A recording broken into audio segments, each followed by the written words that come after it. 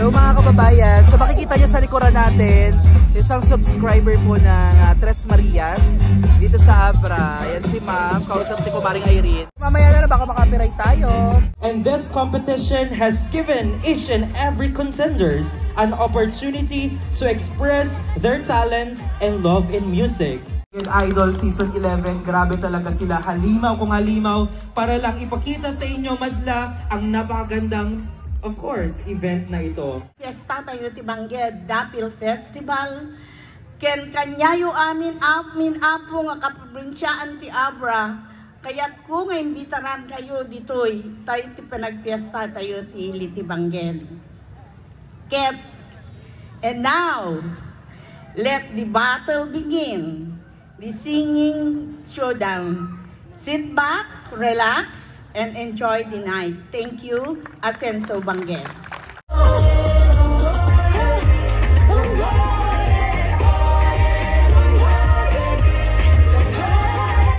Oh my God mga kababayan, nag-block out na antala ang ating panonood natin, no? Ano ka pa naman, birit na birit ka pa naman. No? So ayan, si Kuya Wansher, just ko nag-i-interview pa. Si Kumaring Irene naka-handset. So 5 pa naman yung kumakanta, 25 pa yung kakanta. So balitaan namin kayo mamaya. Diyos ko yung mga pinamili natin. Buti na lang frozen yun at safety sa kotse. Opo. Ayan, so later na lang ulit mga kababayan. Hello! Welcome to PB Love Channel mga kababayan, at kakauwi lang po natin ngayon dahil tayo po ay namili kanina ng mga grocery para po sa ating Tres Marias. Nanood po kasi kami ng parang siya, singing contest sa Bangged kasi Dapil Festival 2024 daw. So napahinto kami dun sa plaza at nakinig kami ng mga kanta. Kaya lang biglang nagkaroon ng aberya, nag-blackout. So, natakot ang lola nyo kasi nga syempre may mga politiko din doon. Kaya yung mga pulis talagang di ba? Pinalibutan nila yung kanilang mga binabantayan, no? So, nakakatakot din kasi talagang hindi naman namin alam, hindi naman expected talaga yung mangyayari. Kaya sabi ko kala Ate Badiday, tara na, let's go na kasi syempre hindi natin alam, di ba? Pero nasira lang naman yung transformer ata yun.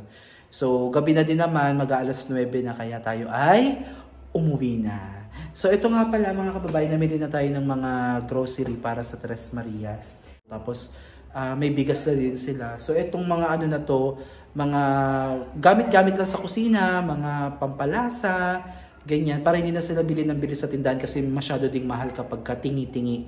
So, binilang ko na sila dito. Meron na din silang 2 tray ng itlog. Itong 2 tray ng itlog, hindi na to aabot ng 2 months. So ito ay siguro mga 2 weeks. Kasi syempre dito din sila kukuha ng almusal, baon. No? Hindi din pwede patagalin kasi yung itlog. Lalo na mainit, baka mabugok. Okay? Ito, isa-isayin natin buksan mga kababayan. At ano ba yung mga napamili natin? So ayan mga kababayan, ito yung unang box na bubuksan natin. Ayan. So namili na tayo ng, ayan, may mga, mga sotanghon. Ilagay natin yan. Oo, ilagay nyo. Hindi kahit ganyan lang. Huwag na natin bulat-latin. Kasi itong mga to, dadali na din natin doon sa taas. So, bumili kasi ako ng cereal. May cereal ako dito na binili ko pa sa Manila.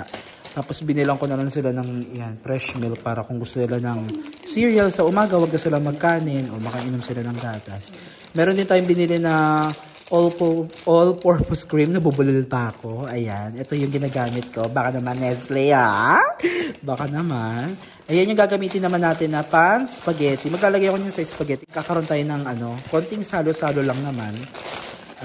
Kasi nga, di ba, 1 year anniversary na ng PB Love Channel. Pero i-advance lang natin siya bukas. Kasi andito kayo para kompleto tayo. So, ito, mag-spaghetti ako. Plus, yung binigay sa amin ng barangay ata yun, no? Binigyan tayo ng spaghetti. Dinagdagan lang natin para mabigyan natin yung ating mga friendship dito. Okay, so ayan, may mga dilata akong binili. May mga corned beef. Ayan, dagdag sa nila. Pero may mga naiwan ng mga dilata si Tita PB Love, diba? Nung umalis siya, nag-iwan din siya ng mga Pero ayan, additional lang din. May mga favorite namin, mga sardinas. Ito kasi, kaya gusto namin to maraming laman. Ayan, marami. Oh, may mga century tuna. Ayan, bumili ako niyan. Ayan, mga tigli-5 yan. Ah, ito gatas to, Liberty. Ayan. Ayan, may mga century tuna, may toyo, may suka. Sabi ko sa kanila ko may asukal pa daw. Sobrang dami pa daw nilang asukal at marami pa din daw kape. Pero nagdagdag na din ako ng mga kape para meron na din sila. Hindi na sila yung pagdaubusan. Saka pa sila bibili. So, ayan, ang dami mga dilata doon sa ilalim. Ayan, may mga century tuna pa dyan. Tapos, ayan yung itlog, 2 tray. Ayan yung tinapay nila. Wow, sarap gardenia. 2 gardenia yan para may pangbaon din sila. Diba? Gusto nilang, wag silang mag-rice. Pwede. Ayan, may mga, tayo, yan. Spicy chicken. Pero ito, wag kayong laging kakain nito, ha? Kasi nakaka-UTI din to. Ano lang, paminsan lang kapag siguro once a week, ganyan. May mga pansit canton din sila dito. Ayan. Bumili din ako ng bihon. Ito yung ulam namin kanina, yung bihon. Ayan. Bumili din tayo ng linis ng toilet at saka ng kitchen. Ayan, at ang Play-Doh. Pang Play-Doh, 'di ba, kumaring Irene? And then, ayan, bumili tayo ng mga karne. Ayan, may hotdog.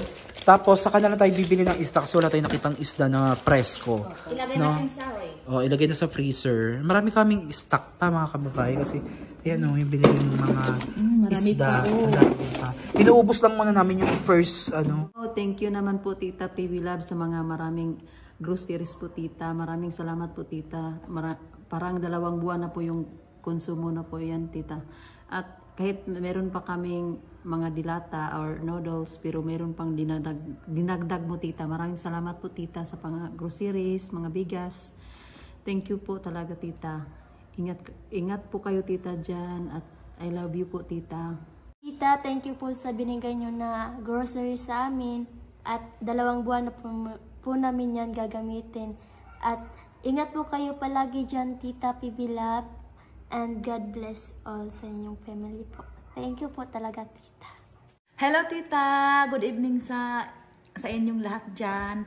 Tita, maraming salamat po sa mga groceries na binigay mo naman sa amin, pang dagdag namin sa At 2 na pong, umabot pa ito ng 2 buwan na hindi pa namin mauubos to. Maraming salamat po talaga, Tita, sa mga lahat na binigay mo sa amin at saka yung bigas. Maraming salamat po.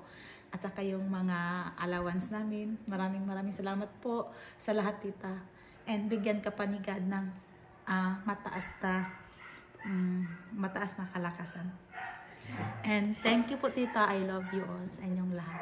God bless po sa inyong family. Ayan. So, masaya ka ba sa binigay ni Tita?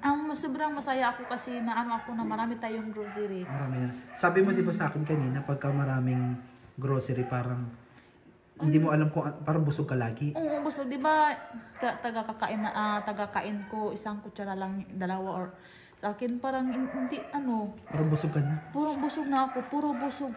Ako na talagang kumain, gano'n. Kanina, nagmang-inasal tayo. Hindi na siya nagkanin, no? Kahit si Marjorie, ilang kanin? Isang kanin na malaki at isa pang kanin. Isa pang kalahati. Gamay na kanin. Kalahati. Si Ate Madida, teka lang. It's very interesting. Nakailang rice ka, hindi kita nabantayan. Kasi kanina wala akong pangtanghalian, kaya gutom na gutom po ako, kaya 2 kanin at saka kalahati.